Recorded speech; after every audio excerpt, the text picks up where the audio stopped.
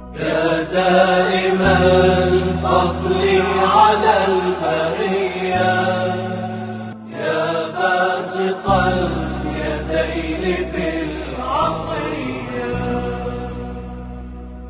يا صاحب المواهب السنية صل على محمد وآله خير الورى سجيا. بسم الله الرحمن الرحيم. السلام عليكم ورحمة الله وبركاته.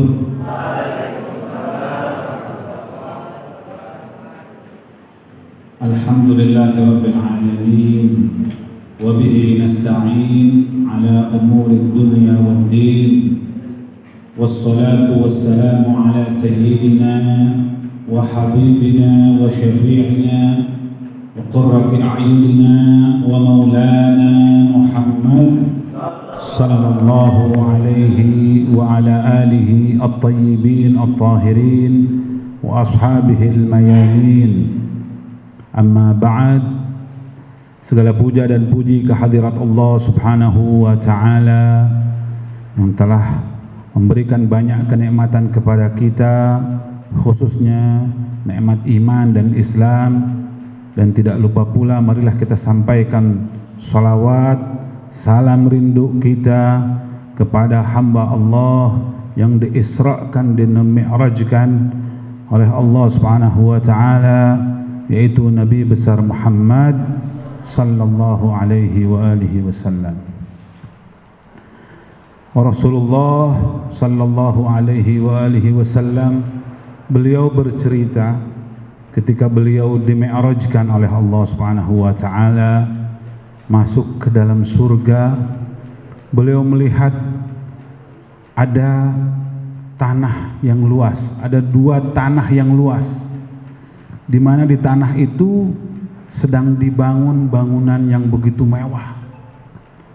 Bangunan itu bahan bakunya dari apa? Dari emas dan dari perak. Labnatun min dhahabin wa fiddah, dari emas dan dari perak.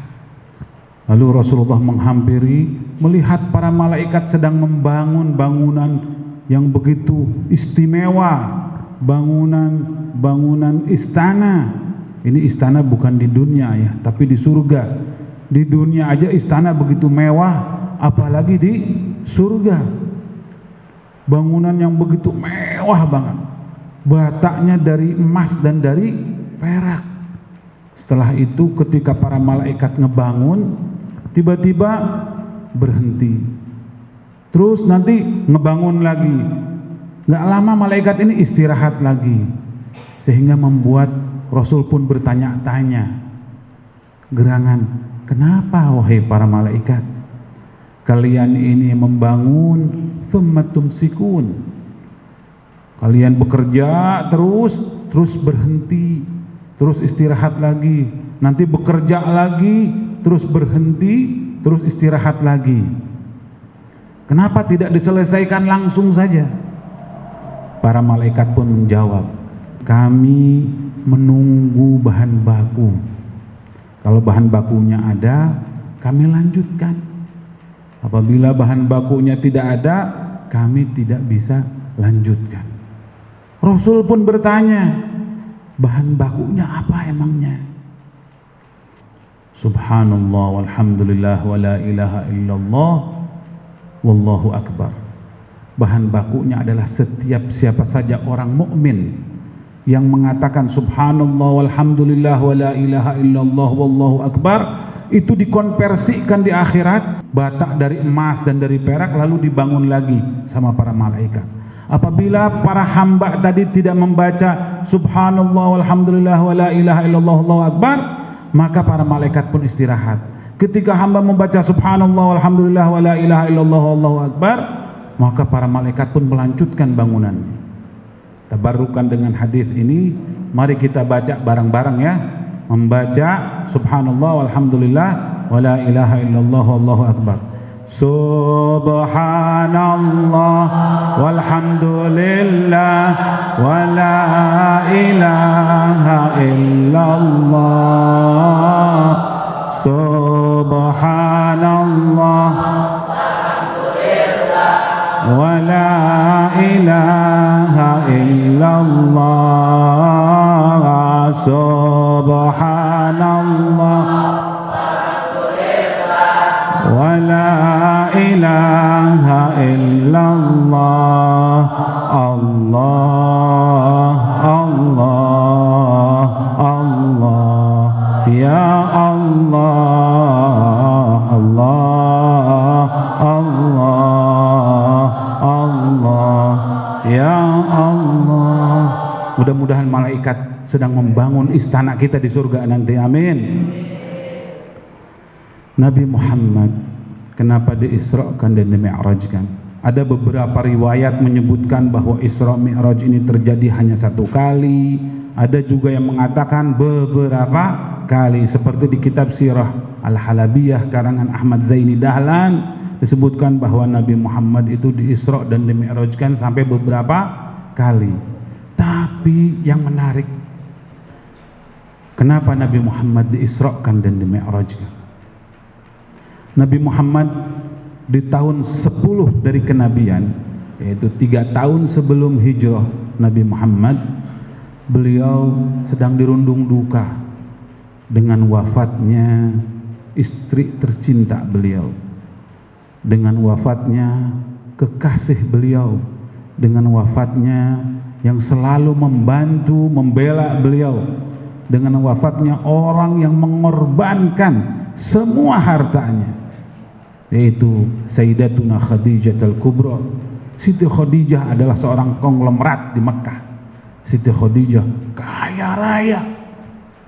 Siti Khadijah ini cantik rupawan. Dan Siti Khadijah ini adalah orang terhormat binti Khuwailid, orang terhormat di kota Madinah. Beliau menikah dengan Rasul sallallahu alaihi wasallam. Beliau habiskan semua hartanya untuk apa? Untuk membela Rasul sallallahu alaihi wasallam.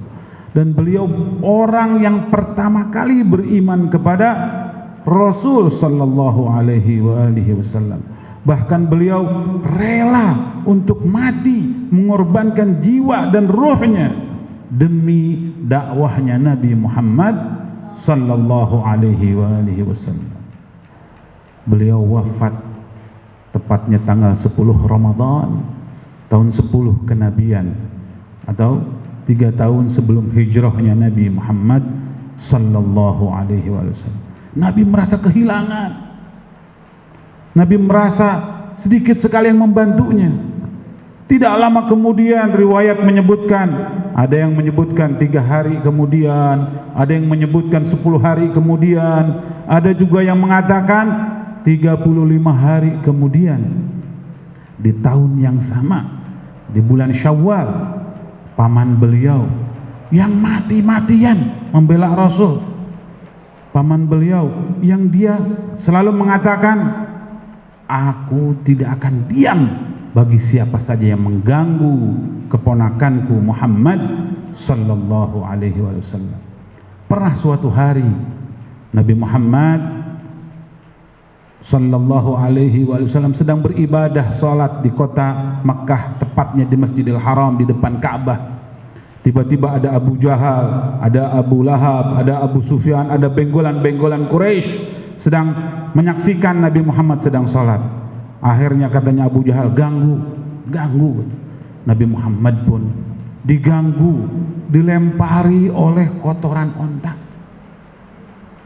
Sama Abu Jahal dilemparin sama kotoran onta. Di mukanya dilemparin kotoran onta, kotoran hewan. Akhirnya Nabi Muhammad ketika sujud pun dilemparin lagi sama kotoran onta. Ini perjuangan paman beliau ya. Rasulullah pun selesai beribadah, beliau pulang. Beliau menemui pamannya yang sudah tua renta, umurnya 80-an. Nama pamannya ini adalah Abu Talib bin Abdul Muttalib. Beliau datang kepada pamannya seraya mengatakan, ya Abu Talib, ma manzilati indak, wahai Abu Talib, bagaimana kedudukanku di sisimu? Wahai Abu Talib, sampai di mana cintamu kepadaku? Wahai Abu Talib, sampai di mana keimananmu kepadaku? Sehingga Abu Talib pun melihat, ma baluka ya waladi, atau ya bunai, bagaimana keadaanmu wahai anakku, wahai putraku, wahai keponakanku Muhammad. Nabi Muhammad pun bercerita bahwa aku dilemparin kotoran mukaku oleh orang-orang kafir Quraisy, orang-orang benggolan-benggolan Quraisy. Oh, Abu Talib langsung berdiri memanggil adiknya Hamzah, ya Hamzah, dengan suara yang begitu lantang. Biasanya kalau Abu Talib berteriak seperti itu, Hamzah, berarti memanggil untuk perang. Hamzah pun loncat, naam ya akhi, gitu. Kita datang ke kota Makkah, kita datang ke Masjidil Haram. Sampai datang ke Masjidil Haram, Bani Hashim, Abu Talib, Sayyidina Hamzah, Sayyidina Abbas, dan keluarga-keluarga Rasul dari Bani Hashim datang ke Masjidil Haram. Melihat itu, orang-orang benggolan Quraisy, Abu Jahal dan lain sebagainya kaget, dia mau pada kabur. Katanya Abu Talib, apa? Makanakum, diam di tempat kalian. Kalau andai kata tidak diam, aku akan tebas leher kalian. Akhirnya Abu Talib pun bertanya kepada Nabi Muhammad, ya Muhammad, siapa gerangan yang melempar kotoran ke wajahmu? Nabi Muhammad menyebutkan fulan. Abu Talib memanggil, Hamzah, ambil ini kotoran onta, wabal kendi karena bengetna itu. Diambil kotoran onta sama Sayyidina Hamzah, di wabal kendi, dilemparin ke mukanya benggolan Quraisy. Itulah pembelaan paman Nabi Abu Talib. Abu Talib lalu mengatakan, kalau andai kata ada yang menoel, mengutik, mengganggu Nabi Muhammad, kurang lebihnya ya, langkahin dulu mayat gua, bahasa Indonesia, langkahin dulu mayatku. Nah, gak lama kemudian Abu Talib, setelah Khadijah meninggal, Abu Talib pun wafat. 35 hari kemudian di bulan Syawal, Abu Talib wafat. Nabi Muhammad sedih. Nabi Muhammad menamakan tahun itu dengan Amul Huzn, tahun kesedihan, karena Khadijah, beliau diembargo di Syi'ib Amir ya, di Syi'ib Abu Talib. Abu Talib juga diembargo, keluarga Bani Hashim semuanya diembargo. Di mana? Di Syi'ib Amir selama 3 tahun, tidak diberi makan seadanya di situ. Namanya Syi'ib Abi Talib atau Syi'ib Amir. Itu sampai sakit-sakitan. Khadijah pun wafat karena gara-gara, atau sakit gara-gara diembargo. Abu Talib pun sakit gara-gara diembargo. Tidak lama setelah diembargo itu, Khadijah dan Abu Talib pun wafat, meninggalkan Nabi Muhammad sallallahu alaihi wasallam. Nabi Muhammad sedih. Nabi Muhammad menamakan tahun itu dengan tahun kesedihan. Orang-orang kafir Quraisy makin berani mengganggu Nabi Muhammad, makin berani mencemooh Nabi Muhammad. Akhirnya Nabi Muhammad pun memutuskan untuk berhijrah, untuk keluar dari kota Mekah. Pilihannya adalah ke kota Taif. Taif itu dari Mekah ke sebelah sana. Kalau Madinah ke sebelah sini, kalau Taif ke sebelah sana, kurang lebihnya ya. Nabi Muhammad pun pergi dengan sahabat Nabi yang bernama Zaid ibn Harithah. Beliau berangkat jalan kaki dari kota Mekah menuju Taif. Sampai di Taif tidak ada satupun tokoh yang menyambut Nabi Muhammad. Sampai di Taif tidak ada yang mau mendengarkan omongan Nabi Muhammad sallallahu alaihi wasallam. Nabi Muhammad kurang lebih 10 hari di sana. Di tengah-tengah tidak ada yang mau menyambut Nabi Muhammad. Ternyata ada anak-anak kecil disuruh sama orang-orang Taif, dikasih batu untuk melemparin Nabi Muhammad. Dilemparin Nabi Muhammad sama anak-anak kecil, dibilang gila, dihinakan Nabi Muhammad, diganggu, dilemparin sampai sujja ra'suhu, terluka mukanya. Mukanya siapa? Mukanya Zaid ibn Harithah. Nabi Muhammad juga berdarah-darah badannya sampai ke telapak kakinya itu penuh dengan darah. Setelah berdarah-darah, orang-orang Taif ini pada datang sambil seperti dibuat tontonan, ditertawakan Nabi Muhammad, dihinakan Nabi Muhammad sama orang-orang Taif. Dilelewe. Nabi Muhammad pun merasa bagaimana. Beliau pun akhirnya berdoa kepada Allah Subhanahu wa ta'ala. Beliau mengangkat kedua tangannya seraya beliau mengatakan, Allahumma ilaika ashku dha'fa quwwati. Ya Allah, hanya kepadamu aku mengeluh tentang lemahnya badanku, tentang lemahnya kekuatanku, wa qillata hilati, dan sedikitnya modalku, wa hawani 'alan nas, dan dihinanya aku di depan manusia. Ya Arhamar Rahimin, wahai Zat yang maha pembelas kasihan. Anta Rabbul Mustad'afin, engkau adalah Tuhan orang-orang yang mustad'afin, orang-orang yang lemah. Wa anta Rabbi, sesungguhnya engkau adalah Tuhanku. Ila man takilun, engkau akan menyerahkanku kepada siapa ya Allah? Ila ba'idin yatahajjamuni, apakah ke daerah yang jauh yang akan menyerahku? Au ila aduwin mallakta amri, apakah kepada musuhmu supaya menggangguku? Illam yakun bika ghadabun alayya fala ubali, walaupun demikian ya Allah, aku tidak pernah peduli selama engkau tidak marah kepadaku, aku tidak pernah peduli ya Allah. Ini panjang doa Nabi Muhammad sallallahu alaihi wasallam. Masya Allah. Akhirnya malaikat Jibril datang bersama malaikat gunung. Begitu datang ditanya, ya Rasulullah, aku akan hancurkan orang-orang Taif ini. Terus malaikat gunung-gunung ini bilang, biar aku angkut gunung ini, aku lemparkan ke kota Taif. Tapi Nabi Muhammad bilang, jangan. Allahumma hdi qaumi fa innahum la ya'lamun. Ya Allah, berilah hidayat kaumku karena mereka tidak tahu maksud kedatanganku, maksud daripada Islam ini ya Allah. Begitulah kemurahan hatinya Nabi Muhammad SAW. Setelah penderitaan demi penderitaan ini, Allah selalu menyaksikan Nabi Muhammad, Allah selalu melihat Nabi Muhammad, Allah selalu memperhatikan Nabi Muhammad. Lalu Nabi Muhammad pun lulus dari ujian, dikasih bonus sama Allah Subhanahu wa taala, yaitu diisrakan dan dimi'rajkan oleh Allah Subhanahu wa taala. Isra itu apa? Perjalanan di malam hari dari kota Mekah menuju Masjidil Aqsa Palestina dalam satu malam. Mi'raj itu apa? Perjalanan dari Masjidil Aqsa menuju Sidratul Muntaha. Apa Sidratul Muntaha itu? Tidak ada batasan lagi. Ketika Rasulullah SAW dimi'rajkan sampai ke atas sana, tiba-tiba malaikat Jibril pun sudah tidak sanggup lagi meneruskan perjalanannya. Karena ini aku tidak sanggup ya Rasulullah.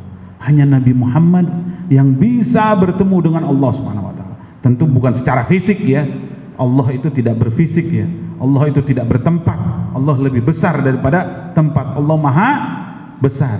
Tapi ini ada menyatu Nabi Muhammad sallallahu alaihi wasallam pada Allah Subhanahu fadana wa tadalla, ada di surat An-Najm itu ya. Setelah itu kembalilah Nabi Muhammad sallallahu alaihi wasallam dan pulang ke kota Mekah. Jadi sholat di Baitul Maqdis, sholat bertemu dengan para anbiya, para mursalin yang sudah wafat dan para malaikat. Nabi Muhammad pun bertemu dengan mereka semuanya tersenyum, semuanya mengucapkan salam kepada Nabi Muhammad. Tidak ada satu malaikat pun yang tidak mengucapkan salam, tidak ada satu malaikat pun yang tidak bersenyum kepada Nabi Muhammad sallallahu alaihi wasallam, kecuali satu, yaitu malaikat Malik. Malaikat Malik, malaikat apa? Malaikat penjaga neraka.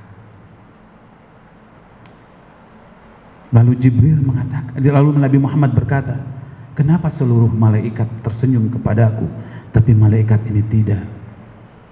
Jibril pun menyebutkan bahwa beliau adalah malaikat penjaga api neraka. Rasulullah pun meminta kepada Jibril, ya Jibril, coba perlihatkan bukakan sedikit tabir api neraka ini, aku pengen tahu.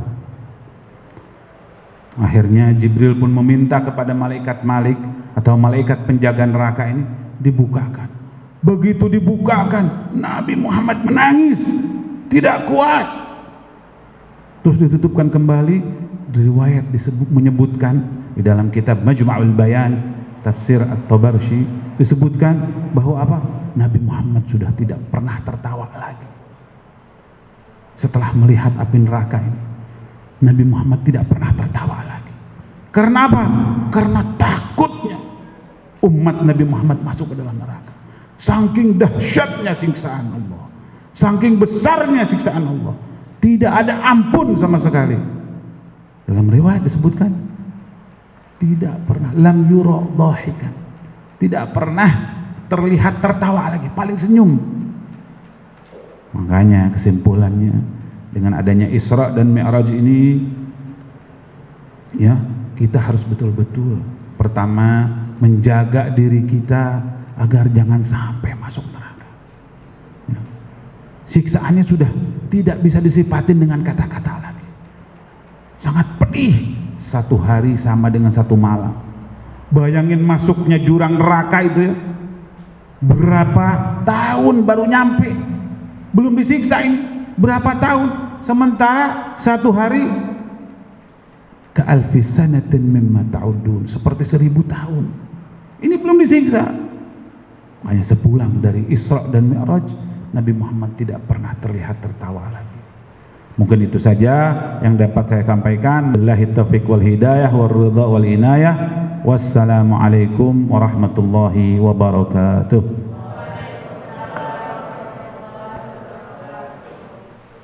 واغفر لنا